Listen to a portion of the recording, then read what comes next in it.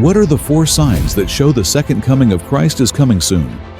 In this video, we'll dive into the shocking predictions from the Bible that outline what to expect before Jesus returns.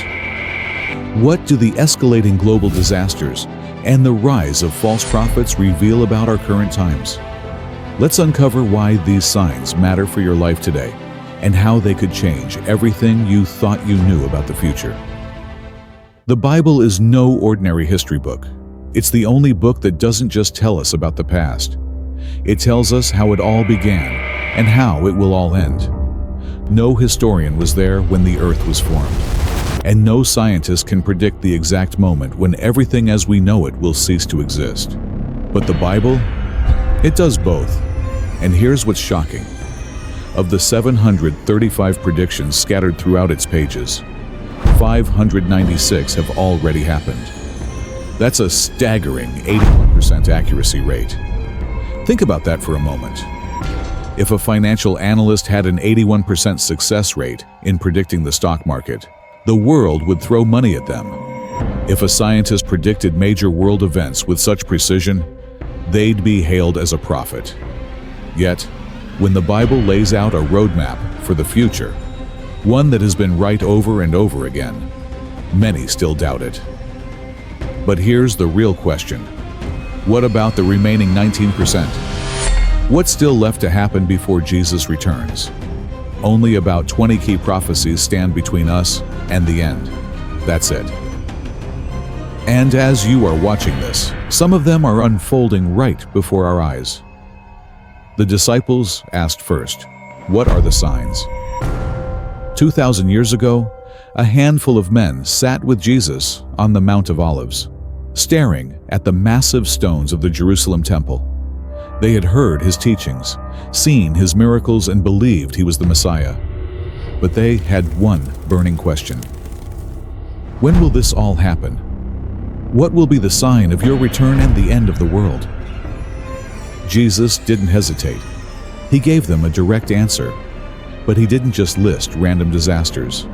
He laid out a sequence of events, a prophetic timeline.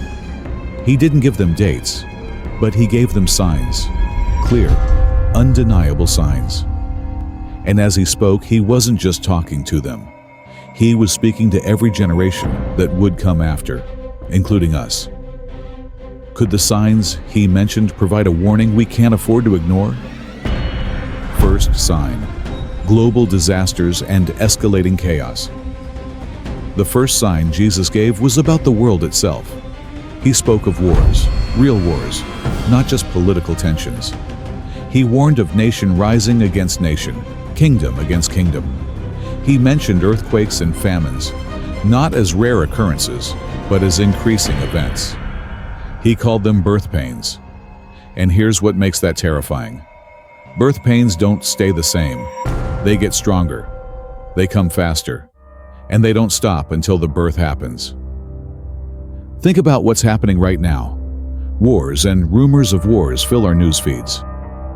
Just in the past century, we've seen 2 world wars, the Cold War, ongoing conflicts in the Middle East, and rising tensions between nuclear-armed nations: Russia, China, North Korea, Iran.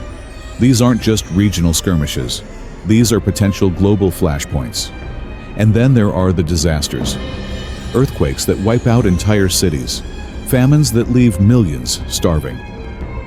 The UN has already warned that food shortages are at their worst in decades. These aren't distant problems. They're happening now.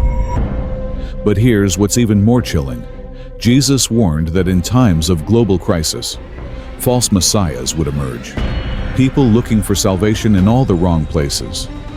History has already shown us how easy it is to fall for deception. Whether it was cult leaders like Jim Jones and David Koresh, or political figures who promised peace but brought destruction. The worse things get, the more desperate people become.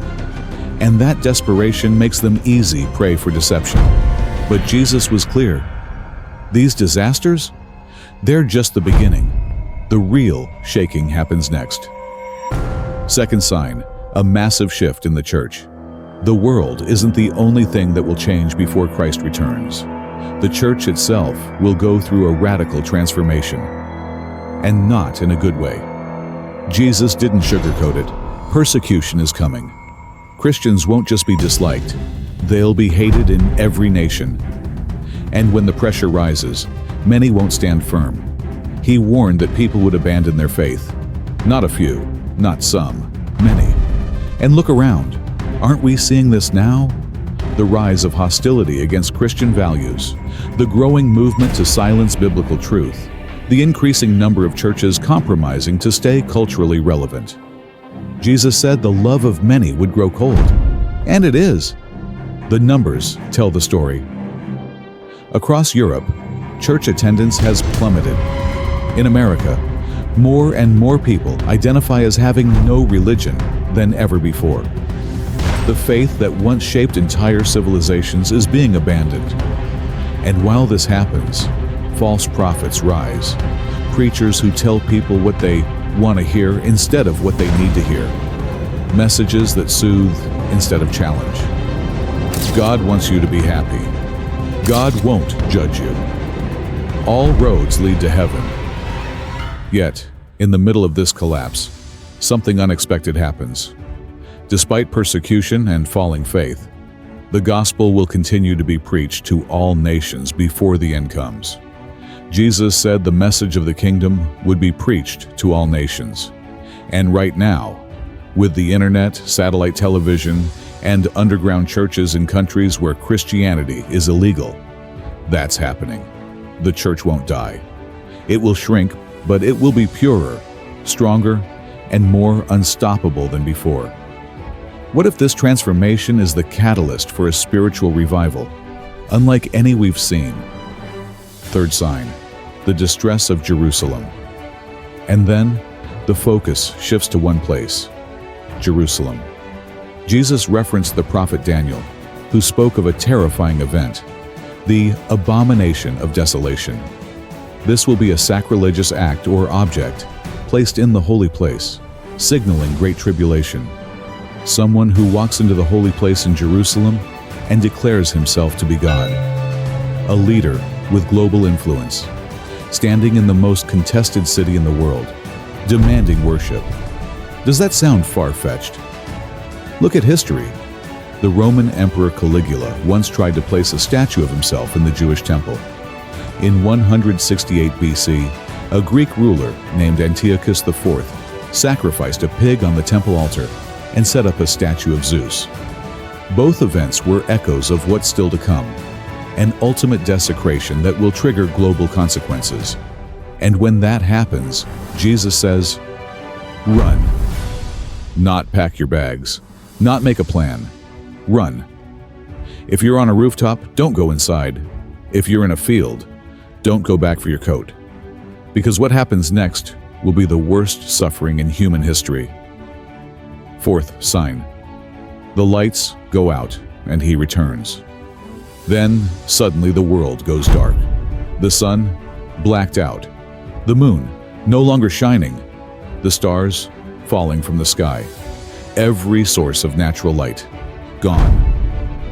Isaiah, centuries before Jesus, wrote, "The heavens will be rolled up like a scroll. The stars will fall like withered leaves."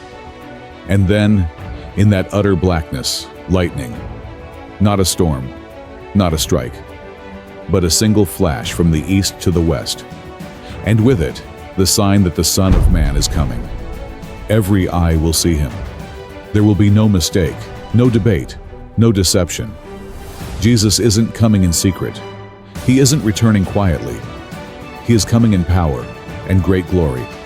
And when he does, the whole earth will know. The angels will go out gathering his chosen people from every corner of the earth.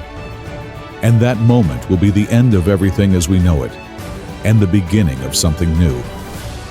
Jesus warned us to watch for the signs, not to panic, but to be ready. The fig tree analogy wasn't a mystery, it was a simple truth. Just like you know summer is near when the tree's leaves start to appear, you'll know his return is near when these things begin to happen. And here's the most unsettling part. That time, it's not centuries away, it's now. Are we prepared to confront the reality of what this means for our lives today?